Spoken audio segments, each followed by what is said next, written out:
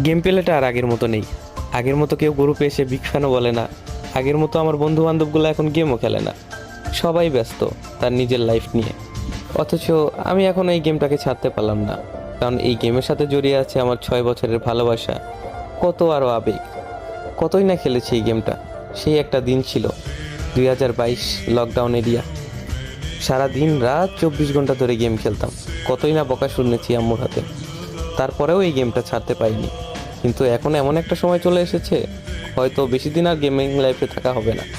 Game প্লের যে অবস্থা দেখতে পাচ্ছ তোমরা, আগে যেখানে 6টা প্লেয়ারে ইজিলি মাইরা দিতে পারতাম, এখন 4টার মাঝখানে ঢুকে একটারে মারতে কষ্ট হয়ে যায়।